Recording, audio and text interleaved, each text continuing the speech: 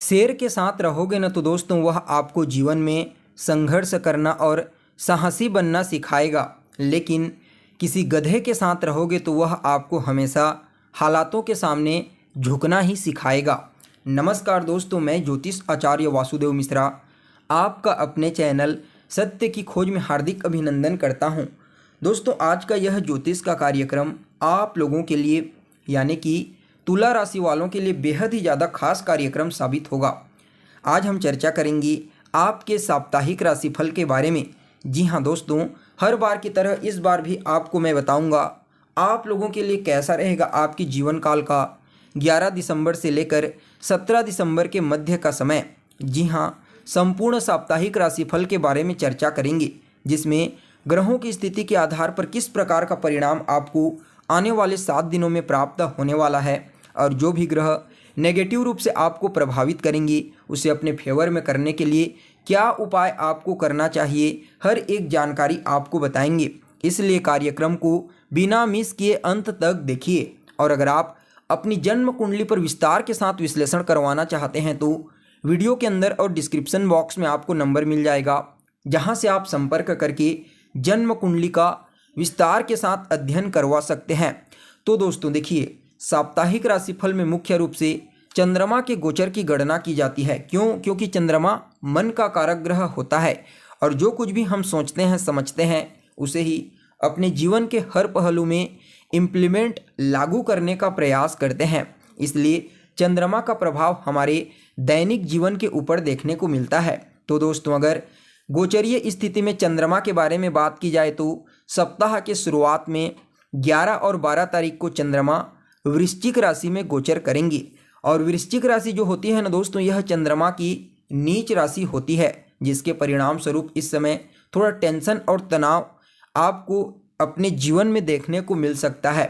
हालांकि यहीं पर मंगल का भी गोचर हो रहा है, जिसके परिणाम स्वरूप चंद्रमा का नीचत्व खत्म हो जाएगा और नीच भंग राजयोग का निर्माण होगा, जिसके फलस्वरूप आपको टेंशन और तनाव से काफ़ी हद तक मुक्ति मिलेगी। तो वहीं सप्ताह के मध्य पड़ाव में 13 और 14 तारीख को चंद्रमा का जो गोचर है वह धनु राशि में होगा, जो देवगुरु बृहस्पति की मूल त्रिकोण राशि होती है। और इसी राशि के ऊपर देवगुरु बृहस्पति की नवम दृष्टि भी पड़ रही है, जिसके परिणाम स्वरूप गज केसरी योग के समान आपको प्रभाव देखने को मिलेगा। तो ऐसे में यह समय कई मामलों में चमत्कारिक रूप से फायदेमंद साबित होगा। तो वहीं सप्ताह के अंतिम पड़ाव में 15, 16 और 17 तारीख को चंद्रमा मकर राशि में ट्रांजिट करेंगे। मकर राशि में ट्रांजिट करते हुए चंद्रमा के ऊपर केतु की पंचम दृष्टि पड़ेगी, जिसकी वजह से इस समय फिर से टेंशन और तनाव की स्थिति उत्पन्न हो सकती है। इसलिए किसी भी चीज़ को लेकर के ज़्यादा टेंशन लेने से बचिए, नेगेटिव थॉट्स को अपने दिमाग से निकाल दीजिए और पॉजिटिव रहने का प्रयास करेंगे। तो दोस्तों देखिए, आप लोगों के लिए, तुला राशि वालों के लिए सप्ताह के शुरुआत में 11 और 12 तारीख को चंद्रमा का जो गोचर होगा वह आपकी राशि से दूसरे स्थान में होगा। और दूसरे स्थान में गोचर करते हुए चंद्रमा आपको कुटुंब परिवार का पूर्ण रूप से सपोर्ट दिलाएंगे। इस समय पारिवारिक जीवन में खुशियों का आगमन होगा, परिवार के लोगों का सहयोग आपको प्राप्त होगा, साथ ही साथ आप भी उनके लिए सहयोगी साबित होंगी। आपको बता दें, जीवन साथी के साथ और लव लाइफ में अगर आप किसी के साथ रिलेशनशिप में हैं तो निश्चित तौर पर इस समय थोड़ी वैचारिक मतभेद उत्पन्न हो सकती है। इस समय आपको अपनी वाणी पर नियंत्रण रखना है, व्यर्थ की बातों से अस्थिरता पैदा हो सकती है। इसलिए जितना ज़्यादा हो सके अपने काम पर फोकस करें, जितना ज़्यादा हो सके अपने वर्क प्लेस पर शांति बनाए रखने का प्रयास करें। आपको बता दें, इस समय आपकी वैवाहिक जीवन में कुछ अच्छे बदलाव हो सकते हैं। तो वहीं जो लोग विवाह करना चाहते थे, अभी तक रिश्ते तो आ रहे थे लेकिन किसी न किसी कारणवश प्रॉब्लम क्रिएट हो जा रही थी, तो संभावना है इस सप्ताह आपके रिश्ते भी पूर्ण रूप से फाइनल हो जाएंगे। तो वहीं दोस्तों, आपको अपने रिश्तेदारों का भी पूर्ण रूप से सपोर्ट इस सप्ताह देखने को मिलेगा, खास करके शुरुआती दिनों में सप्ताह के। तो वहीं नौकरी व्यापार में कड़ी मेहनत करने की आवश्यकता है, क्योंकि बेहतर प्रयास करेंगे तभी आपको बेहतर ऑप्शन की प्राप्ति होगी। हालांकि यहाँ पर कार्य क्षेत्र में आपको अपने सीनियर का सपोर्ट देखने को मिलेगा। सीनियर के सपोर्ट की वजह से कई प्रकार के पेंडिंग पड़े हुए कार्य भी आपके पूरे होने वाले हैं। अगर आप नौकरी में कोई परिवर्तन करना चाहते हैं तो कर सकते हैं, लेकिन सावधानी पूर्वक, क्योंकि इस समय कुछ नेगेटिव पॉइंट्स भी आपको अपने जीवन में देखने को मिल सकती है। और ससुराल पक्ष से भी तालमेल बेहतर होता हुआ आपको दिखाई देगा। जीवन साथी का सपोर्ट मिलेगा। इस समय आप अपने भौतिक सुख सुविधाओं को लेकर के थोड़ा ज़्यादा ही एग्रेसिव मोड में रहेंगे, यानी कि आप भौतिक सुख सुविधाओं के ऊपर थोड़ा ज़्यादा ही धन खर्च कर सकते हैं, लेकिन आपको सलाह दी जाती है कि आप अपने बजट के अनुसार ही खर्च करें तो आपके लिए बेहतर होगा। तो वहीं दोस्तों, कुछ न कुछ पिता के साथ या फिर रिश्तेदारों के साथ वैचारिक मतभेद हो सकती है। इस समय कुछ वाद विवाद की स्थिति उत्पन्न हो सकती है। हालांकि वह जो समय रहेगा वह बहुत ही कम रहेगा। फिर से उसके बाद आपसी सामंजस्य देखने को मिलेगा और ससुराल पक्ष से भी आपको धन प्राप्ति का योग बना हुआ है।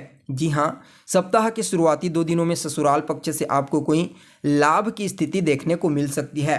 तो वहीं आपको बता दें, सप्ताह के मध्य पड़ाव में 13 और 14 तारीख को चंद्रमा का जो गोचर होगा दोस्तों, वह आपकी राशि से तीसरे स्थान में देखने को मिलेगा, जिसकी वजह से इस समय आपके छोटे भाई बहनों के साथ आपके संबंध बेहतर होंगे, आपके पराक्रम में वृद्धि होगी।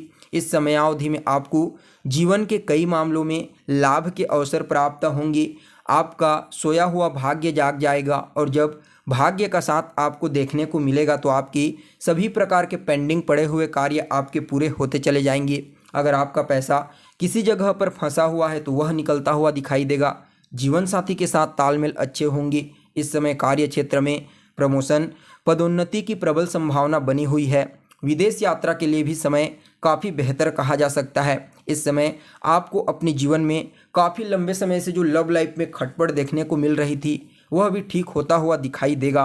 तीसरे संतान की तरक्की के रास्ते खुलेंगे और इस समय आपको जीवन साथी का सहयोग भी मिलता हुआ नजर आ रहा है। कुछ हद तक इस समय लालच के कारण जो आपको परेशानी हो रही थी उससे आप बाहर निकलता हुआ अपने आप को महसूस करेंगे। तो वहीं दोस्तों, इस समयावधि में कुछ निवेश के बारे में भी आप प्लान बना सकते हैं। आपको बता दें, सप्ताह के अंतिम पड़ाव में 15, 16 और 17 तारीख को चंद्रमा का जो गोचर होगा वह थोड़ा सा आपके लिए नेगेटिव हो सकता है। क्योंकि पहले तो चंद्रमा मकर राशि में गोचर करेंगे, ऊपर से केतु की पंचम दृष्टि पड़ेगी, जिसकी वजह से टेंशन, तनाव की स्थिति उत्पन्न होगी। ग्रहण योग का प्रभाव देखने को मिलेगा, जिसकी वजह से सीनियर के साथ तालमेल थोड़े खराब हो सकते हैं।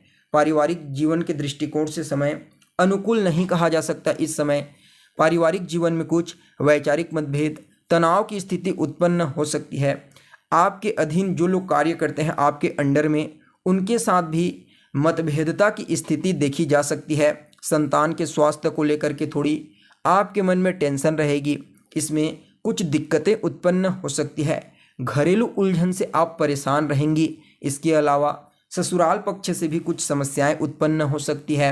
संतान के बेहतर भविष्य के लिए जो आप प्रयास कर रहे हैं उसको लेकर के भी थोड़ा आप चिंतित नज़र आ सकते हैं, लेकिन इन सभी प्रकार की परेशानियों से आपको मुक्ति मिल जाएगी शाम तक। जी हाँ, 17 तारीख की शाम तक आपको इन तमाम प्रकार के टेंशन और चिंताओं से मुक्ति मिलने की प्रबल संभावना बनी हुई है। अगर आपके खिलाफ कोई षड्यंत्र चल रहा था, केस मुकदमा आपके खिलाफ हो गया था, तो उससे भी आप अपने आप को बाहर निकलता हुआ महसूस करेंगे। कुल मिलाकर के देखा जाए तो आप लोगों के लिए, तुला राशि वालों के लिए यह जो सप्ताह है यह कुछ मामलों में बेहद ही ज़्यादा लाभकारी साबित होगा और कुछ मामलों में थोड़ा सावधानी बरतने वाला होगा, जिसके बारे में आपको पूरा विस्तार के साथ बताया जा चुका है। फिर भी इस सप्ताह को और ज़्यादा बेहतर बनाने के लिए, नेगेटिव प्रभाव को दूर करने के लिए रोज़ाना आपको चंदन का तिलक लगाना है, माता लक्ष्मी को मिश्री का भोग लगाना है और उनके बीज मंत्र का कम से कम 3 या फिर 5 माला जाप कीजिए। आपके लिए यह सप्ताह श्रेष्ठ साबित होगा। तो दोस्तों, कैसी लगी आपको जानकारी कमेंट करके बताइए। फिर मिलते हैं एक नए और ताज़ा एपिसोड में। तब तक के लिए नमस्कार।